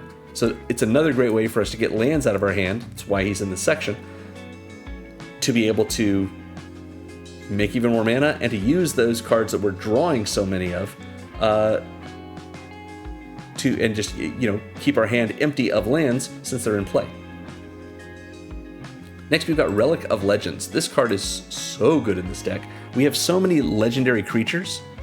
Relic of Legends is just an incredible manalith for us. A manalith is a 3-mana artifact that taps for 1 mana of any color, and usually these days manaliths come with an extra ability. Relic of Legends comes with a great one. If we tap an untapped legendary creature we control, we can add 1 mana of any color. The way you want to look at this is not the same thing as making every legendary creature into a mana dork, but it's the same result. Because we're tapping those creatures and they're not producing the mana, the relic is. But it's still, for every legendary creature we tap, we're making a mana. We've got a lot of legendary creatures in this deck. How many, you ask? Well, I've forgotten. Let's find out. We're running 20 different ones. That's crazy. 20 creatures that Relic of Legends turns into a Relic of Legends in addition to itself. This can really be a terrific way to produce so much mana, even if it's just us tapping Karolina for 1 mana that isn't restricted, plus tapping the relic for another one. Cool. Case of the Locked Hothouse gives us an extra land drop on each of our turns, and we can play lands from the top of our library once it's solved. Chandra can be +1 for double red. That's pretty good. Interdimensional Web Watch lets us tap it for 2 mana in any combination of colors that we can only spend to cast spells from exile, but still pretty good. Prosper gives us a treasure every time we play a card from exile. And Escape to the Wilds gives us an extra land drop when we cast it during that same turn, in addition to exiling the top 5 cards, and probably we find a land in there that we can use for that land drop. Great. And those are our acceleration cards.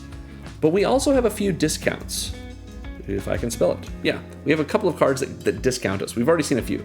Advanced Reconstruction at level 3 lets us pay 2 generic less for any spell we cast from somewhere other than our hand.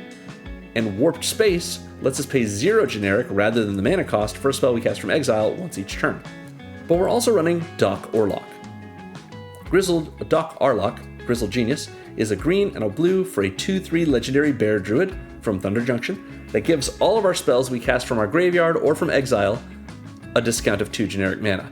And he also discounts our plotting, but we don't have any plot cards in this deck, so that's fine.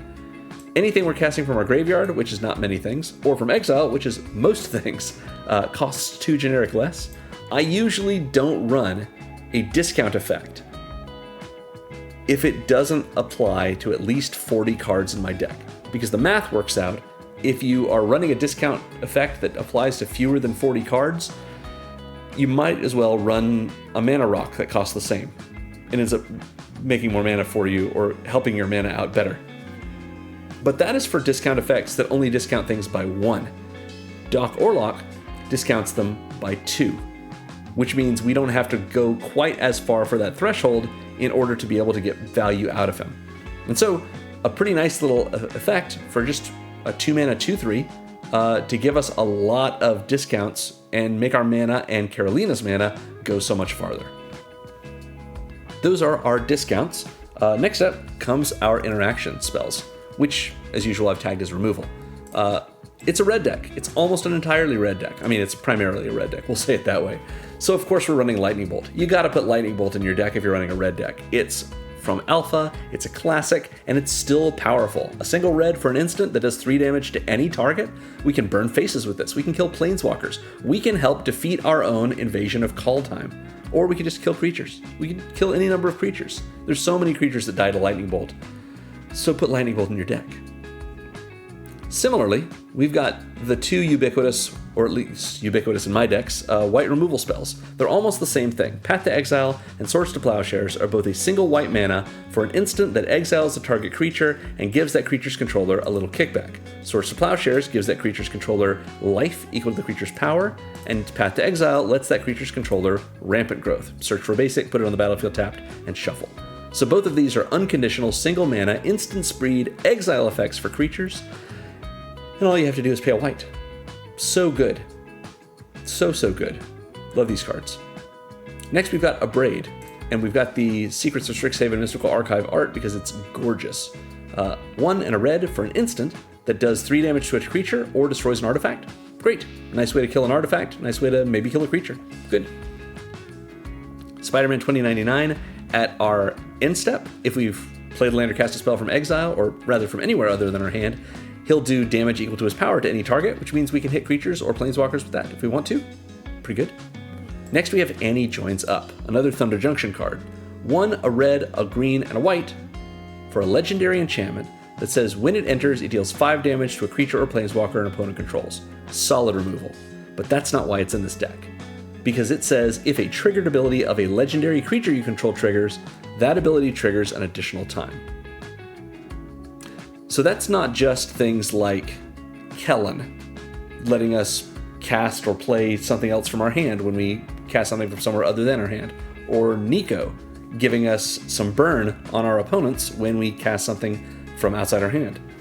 Specifically, it also helps Karolina, because Karolina has a triggered ability that happens at the beginning of our first main phase and adds Wooburg to our pool. With Annie Joins Up, she adds double Wooburg, which is incredible.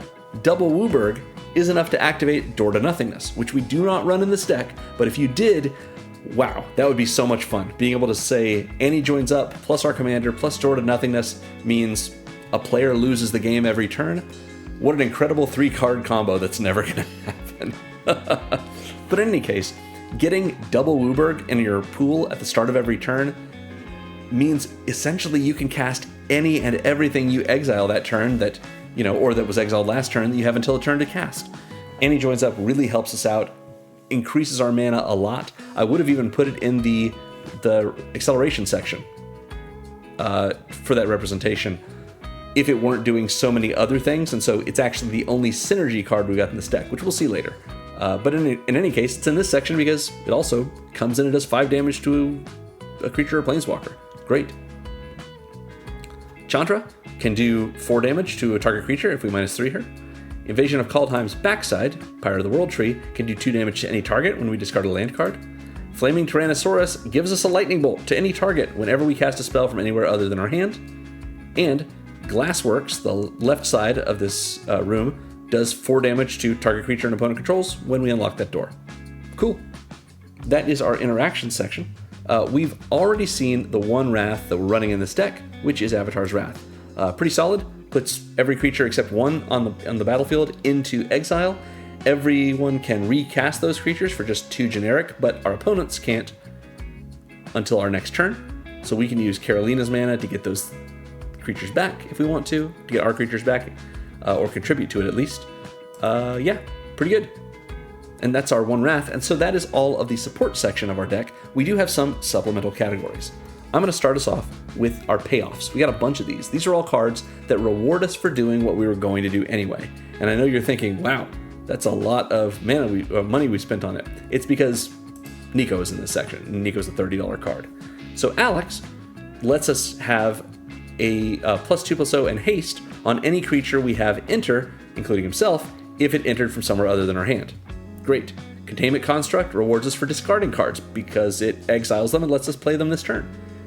Gwen Stacy, or really, Ghost Spider, lets us put a counter on it whenever we play a land from exile or cast a spell from exile. Shadow of the Goblin pings each opponent whenever we play a land or cast a spell from somewhere other than our hand. Spider-Man 2099 gives us burn damage equal to its power at the beginning of each instep of a turn in which we've played a land or cast a spell from somewhere other than our hand. Unstable Amulet pings each opponent when we cast a spell from somewhere other than our hand. Faldorn gives us a 2/2 Wolf when we cast a spell or play a land from exile. We haven't yet seen Firelord Zuko, one of the only 2 cards that has black in its casting cost. And I think this is a great card, which you know because I definitely made a commander deck for it when Avatar: The Last Airbender was the most recent set in Standard. So if you want to see a link to that video, check out this video's description. Anyway, Zuko, this is Zuko at the end of the series when he's taken over as Firelord, is red, a white, and a black for a 2/4 legendary human noble ally with Firebending X, where X is his power. That means when he attacks, we get to add an amount of red mana equal to his power to our mana pool that lasts until the end of combat. Cool, we can use that to cast instants, to pay costs, whatever we want to do. But also, whenever we cast a spell from exile, and whenever a permanent we control enters from exile, we put a 1/1 counter on each creature we control. Firelord Zuko does a lot of work for us, making Karolina into something bigger, making all of our creatures bigger, probably several times on each of our turns. In addition to, it says each. It doesn't say each other creature you control, so Zuko gets bigger too, and thereby makes more red mana that we can use to cast instants or pay costs during combat. Pretty cool. Next, we've got Kellen. Kellen lets us cast spells or play lands from hand when we cast spells from somewhere other than our hand. Lelia gets a counter every time we exile every time we put a card into exile from our library and or our graveyard.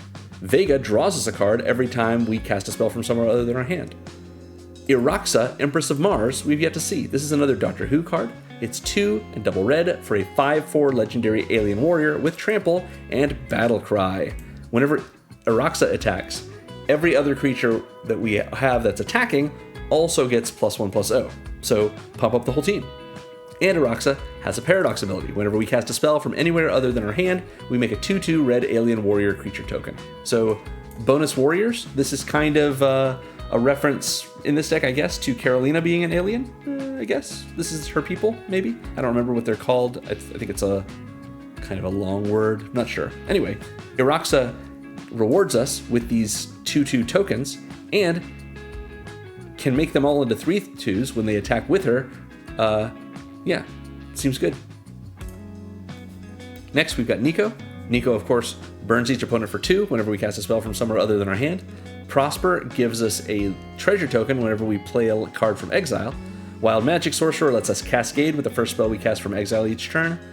Mizzix Replica Rider is next. This card is really fun in this deck. This is 4 and a red for a 4/5 Goblin Wizard, a legendary Goblin Wizard. It's Mizzix. It's awesome. With flying. It says whenever we cast a spell from anywhere other than our hand, we may pay 1 and a hybrid Izzet mana. So either 1 and a blue, or usually in our deck, it's going to be 1 and a red. Although we can use that blue, since this is Karolina's mana can be used for this, we might spend our black and our blue here, since those are the ones we're usually using the least. Anyway, whenever we cast a spell from anywhere other than our hand, we can pay this 2 mana, and if we do, we copy that spell, and we may choose new targets for the copy, and if the copy is a permanent, it gains haste, and at the beginning of our end step, sacrifice this permanent. So we get to make token copies of any of our permanents. That seems good. We get to make copies of any of our other spells just for 2 mana. As long as we cast it from somewhere other than our hand, we can get a second copy of it using Karolina's mana, and that's great. Neat. We've seen Quintorius. Quintorius rewards us for casting spells from Exile by burning each opponent for 2 and giving us 2 life. And the Flaming Tyrannosaurus, every time we cast a spell from somewhere other than our hand, it lightning bolts something and it gets a counter. Awesome. That is our payoff section. Next, we have our 1 card in our synergy section. We've already seen it. Sandy joins up. Just synergistic in that it helps with the triggered abilities of all our legendary creatures. So we want that to happen as often as we can. Yeah, that's our tiny synergy section. Next, we've got a section of mana sinks. These are all cards that don't just have like a one-time use for the mana we can use for Karolina. Like Mind Stone, we can use Karolina's mana to pay the mana into it, tap it, and sacrifice it to draw a card, but that's a one-time thing. So these are all repeatable things. So as Guardian Inspiration, we can use Karolina's mana to return it to our hand whenever we have a source deal non-combat damage to an opponent. Cool. Energy Refractor, we can put her mana into it to make mana. Gwen Stacy, we can put her mana into to transform her into Ghost Spider. Next we have Swiftfoot Boots, which is a protective spell in our deck. This is 2 generic mana for an equipment that equips for 1 and gives the equipped creature hexproof and haste. What we're mostly using it for in this deck is hexproof. We want to be able to protect our Runaways, especially Karolina. It does kind of make me think, like, since this is, I think, our only equipment, it's kind of Chase's Fistigons, even though it's Bootagons. Anyway, maybe that's not right. But yeah, being able to protect our commander is pretty great, but if we want to move this around, because maybe we've played a creature, we want to give that creature haste until end of turn, and then move it back later on, we can, you know, during our pre-combat main phase, when we have Karolina's mana, use it to pay the equip cost. Faldorn lets us pay 1 mana into it and tap and discard a card to exile the top card of our library, and we can play it this turn. So that's a little bit of an ability we can repeatedly use Karolina's mana for. Molly, we can only use her power-up ability once, but it's big enough and she sticks around, so we continue to get benefit from it. It's just pretty nice to be able to say, we're going to pay 2 and a red from our hand to cast Molly, and then 3 of any color, 3 generic, to power her up right away. Advanced Reconstruction, we can level up. That's using Karolina's mana. Nico has an activated ability that we can pay 2 and a red and tap and discard a card to exile into a non-land card. Mizzix, we've already talked about, has its activated ability when we cast a spell from somewhere other than our hand. We can pay our commander's mana into that. And then we've got these 3 different rooms, all of which can use Karolina's mana to unlock whichever door we have has remained locked once we cast the other side. So if we cast the Charred Foyer, we can use Karolina's mana to help us unlock the warped space. Nice. Those are our mana sinks. Next, we do have this discard section. This is just a way for us to see all the ways that we have to discard cards in case we want to use it, at the very least, with our containment construct. Chase and Nico can both be tapped, and when we discard a card, to get a little bit of access to spells from the top of our library, or from our library, that we can cast. Shadow of the Goblin makes us discard a card at the beginning of our first main phase, but then we draw a card. Faldorn, we can get some impulse draw by discarding a card. Gurden Old Lace enters and lets us find ourselves a basic land if we want to discard a card. And Invasion of Kaldheim, on the backside, lets us discard a land card, and Pyre of the World Tree does 2 damage to any target. Good. That's our discard section. Next, we have our pump section. These are all cards that can make our creatures stronger. Hero's Hangout can make 1 or 2 creatures get +1/+0 and first strike until end of turn. Alex gives any creature that enters from somewhere other than our hand +2/+0 and haste until end of turn. Blazing Crescendo can give a creature +3/+1.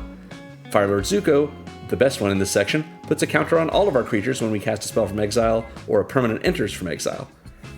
under our control. Yeah. Tavern Brawler exiles a card at the top of our at the beginning of our upkeep, or rather lets our commander do so, and then gives our commander a power boost equal to that card's mana value. Iraxa has Battle Cry, so gives +1/+0 to all attacking creatures other than itself when Iraxa attacks. And Defaced Gallery gives all of our attacking creatures +1/+0 until end of turn when they attack. Great, that's our pump section. We next have a recursion section, just a couple of ways to bring cards, including these cards, back from our graveyard. Asgardian Inspiration, when we do non-combat damage to an opponent, we can pay 2 and put it back in our hand. Alex can be escaped, so we can cast him from the graveyard. Advanced Reconstruction lets us, with its first ability, we mill a card at the beginning of our first main phase, and then we get to exile a card from our graveyard at random, and we can cast it this turn, or play it this turn from exile. So a little bit of uncontrollable, but it is recursion, because it may not be something we've milled, it may be something that went to the graveyard another way. Ignite the Future can be recurred itself because it has flashback. Quintorius' last ability lets us exile any number of cards from our graveyard, and we can play them this turn. And Victor lets us exile target card from our graveyard when he enters, and we can play it as long as we control Victor. Cool. That's our recursion section. Next, we do have a little bit of protection. We've seen them both already. Swiftfoot Boots protects one of our creatures, probably our commander, but we can move it around, especially with with Karolina's mana. And Ultimate Magic gives all of our permanents indestructible until end of turn, and if we cast it from exile, it also prevents all damage that would be dealt to us this turn. Great protection. Finally, we have our tokens section. I always like to talk about the cards that make tokens because they supplement the creature count we have in our deck. Faldorn lets us get a 2/2 wolf every time we cast a spell from exile or a land enters under our control from exile. Glimpse the Impossible, if we don't use the cards that it exiles, we get some Eldrazi Spawn tokens to replace them. Iraxa gives us a 2/2 red alien warrior creature token every time we cast a spell from someone other than our hand. Mizzix can copy spells, and if those spells are creature spells, we're going to get a copy of that creature until end of turn. It's true for any permanent spell. Yeah. And Quintorius can be +1 to make 3/2 red and white spirit creature tokens, which are pretty good. And that covers every one of the spells in our deck. As usual, we're going to go over our land base now, starting with our basics. This is going to be a weird land base, so hang on. We're running 2 of every basics except mountains, which we're running 10 of. So why? Why is this? Well, the reason is because we want to be able to have access to every color of mana, just in case. At the very least, we want to be able to use Gert and Old Lace to search up one of these cards if we need it. And I don't like, in a deck that's got a bunch of colors, to run fewer than 2 basics of every color we have. Simply because if we're desperate for a specific color of basic, especially swamps, because we only have 2 black spells in the deck. If we're desperate for a black source, and we don't think that, it's a situation where in our hand we have a card that requires black mana, we don't have ways to fix our mana available to us, but we have the ability to go find a basic. I hate the idea that the only basic of the color we want has been milled, or has gone to our graveyard somehow, that we've lost out on it, and we see it there and we just can't find another one, which is why I always run 2 as a minimum. You can tweak this if you want. I think it's totally fine. We've got 10 mountains. It's 2 more mountains than the rest of our basics combined. So if you wanted to emphasize this even more, you could. And I guess we're running 4 plains, because we do have several white cards, including our Wrath, which is double white. So technically, we've got 20 basics, half of them are mountains, 4 plains, and 2 of every other card. So yeah, that is our basic section. And then we're running all 10 of our filter lands. So every one of these lands is like Mossfire Valley. They all require us to pay a mana in order to tap for 2 mana. So this filters any color of mana into a red and a green. Pretty okay. Red is good for us. Maybe if we see something like Darkwater Catacombs, we may not need blue and black. But do you know what's cool about all of these lands? The fact that we can use Karolina's mana to activate any of these. If we have 5 filter lands in play, we can turn her 5 mana that we can't use to cast spells from somewhere we can't use to cast spells from our hand. Each one of those can activate one of these lands, and we've suddenly turned 5 restricted mana into 10 unrestricted, fully colored mana.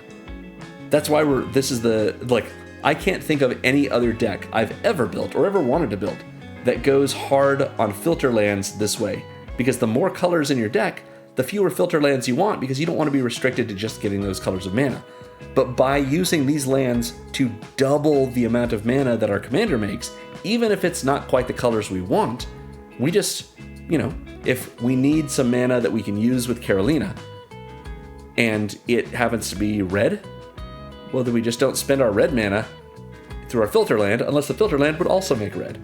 But if we've got, a black mana that we don't want, and we're running Ferris Lake, we can spend that black mana, and suddenly we have a blue and a red mana instead, and that red mana is going to help us at least, and the blue mana may not be anything special, but it's slightly more useful than the black mana, because if that black mana, if we're spending the blue mana or the black mana on a generic cost, then they're equivalent to each other. But that black mana was restricted to being able to be unable to cast spells from our hand. The blue mana is not. So yeah, these filter lands do so much for us in this deck. I almost put a bunch of signets in this deck as well, which are the 2 mana artifacts that have this same rules text on them, linked to the different clans. Just didn't need that with these filter lands in here, but this is just it seems like these are here to fix mana. What they really are here to do is double our mana. And give us access to that mana that we wouldn't have otherwise had. The downside of that is that sometimes we end up making green and blue, and that's not as useful to us as if it were, double red or something. But it's more useful than mana that we can't spend on spells in our hand anyway. And the fact that it adds more mana than we had access to, if we're trying to pay a cost or something, a blue mana that we got from Karolina, we filter that into a green and a blue with Overflowing Basin, and now we've got twice as much mana. It's hard to overstate how helpful these are in this deck. It's weird to see so many filter lands, but yeah, they're really good. Finally, we've got this is the next section. We've got 5 fixing lands. Of course, we're running Command Tower. It's an untapped land that has the same text as Arcane Signet. Taps for 1 mana of any color in our commander's color identity. So in this deck, any of those 5 colors. An untapped 5-color land, of course we're running this, you should too. Similarly, we've got Path of Ancestry. This is a tap land, but it has the same text as Command Tower. 1 mana of any color in our commander's color identity, and when we use its mana to cast a creature spell that shares a creature type with our commander, we scry 1. We have 9 other heroes in this deck beyond Karolina, and we have 1 other alien in this deck. So, 10 total cards in addition to our commander. So 11 cards that if we use this mana to cast them, we're able to get a free scry off of it. Great. In addition, it's a tapped 5-color land, so yeah, of course we're going to run that. Kind of similarly is Exotic Orchard. If Command Tower is the same text as Arcane Signet, Exotic Orchard has the same text as Fellwar Stone. Taps for 1 mana of any color a land an opponent controls could produce. Great. That's all we really needed to do. Everything about Fellwar Stone is just as good here as an untapped land. And something else that's worth noting, I mentioned the Dryad of the Elysian Grove or Chromatic Lantern trick.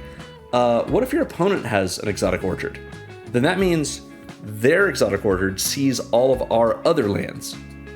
So it can tap for any color that our other lands can produce. And our Exotic Orchard sees their Exotic Orchard, which means our Exotic Orchard can tap for any color that any of our other lands can produce. Pretty cool. Next up, we have Cascading Cataracts. We're using the Stellar Sights printing of this because it's beautiful, but you don't have to if you don't want to. It's just really amazing. This is an indestructible untapped land that taps for colorless mana, or we can pay 5 and tap it to add 5 mana in any combination of colors. So the simplest way to look at this is Cascading Cataracts filters Karolina's 5 mana into 5 mana of any colors you want. We could just use her mana to pay the 5, tap the Cataracts, and we get 5 mana in whatever colors we want that are not restricted. So very cool. This does not let us multiply the mana the way that the filter lands do, but it does let us turn that mana into something we don't have to use with restrictions, and we can change it to, maybe we need like 2 white and triple red instead of our 5 Wooburg that we can only use on things that aren't spells in our hand. So we can turn it into that. Great. Plus, this is indestructible, which may be even relevant. Who knows? Last in this section is our Blighted Woodland. I know you're thinking, but Tobes, where's the Temple of the False God? I think this might be the very first time for this channel I've run a deck without Temple of the False God, which is so good, but we just don't need it in this deck. We've got so much mana production, and it's making colorless mana for us, and it's doing it in a slow way, when we need more colored mana generally, so it just didn't fit as well. But Blighted Woodland still does. This is an untapped land that taps for colorless mana, or we can pay 3 and a green, tap and sack it to search our library for up to 2 basic land cards, put them on the battlefield tapped, and shuffle. Which is to say, 3 and a green, for this effect, that's explosive vegetation. It's just double rampant growth. It's great. Lets us find the basics that we may need, and we can do so with Karolina's mana.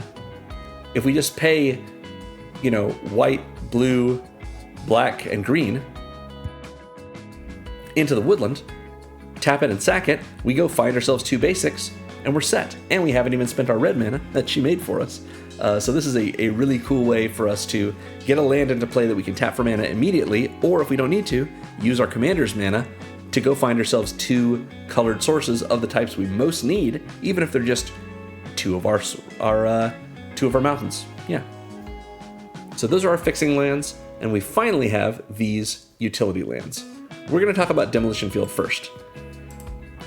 The kind of decks that I build for this channel, this is what I often like to say, are of a power level that is usually desired by a table that doesn't want mana denial to happen at all.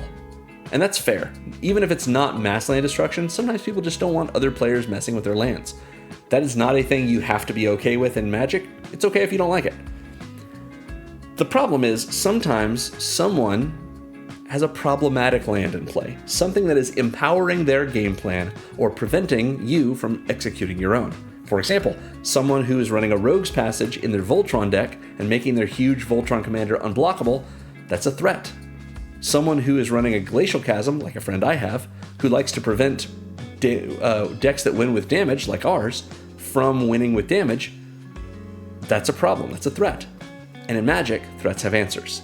My opinion is that Demolition Field is the best answer for those, especially because it's just a single one of in a 100 card deck that can handle these things if it needs to. So this is an untapped land that taps for colorless, or we can pay 2, tap, and sack it to destroy a non-basic land that an opponent controls. And then that land's controller gets to go find a basic land from their deck, put it on the battlefield, and shuffle. It doesn't even say tapped. And we get to do the same with ours. So we get to replace our Demolition Field, they get to replace their non-basic that was problematic that we sniped. Both players are not down a land, assuming of course they had basics left in their library, and those lands even come in untapped. So Demolition Field, even for the kind of pods that don't want to see any kind of land destruction, usually it's a reasonable inclusion. Obviously you can use this for non-basics that are helping people fix their mana, and so you can put them off their mana. I usually advise against that because that doesn't make the game fun for anyone. It just makes it more likely for that player to lose, which doesn't again guarantee that you will win, and it makes for less fun. So use this to get rid of threats is my suggestion. But we also have 2 new Marvel Superheroes lands. Avengers Tower is an untapped land that taps for colorless, or we can tap it for 1 mana of any color, but only to cast a hero spell or activate an ability of a hero source. So again, we've got a total of 10 heroes in this deck, including Karolina.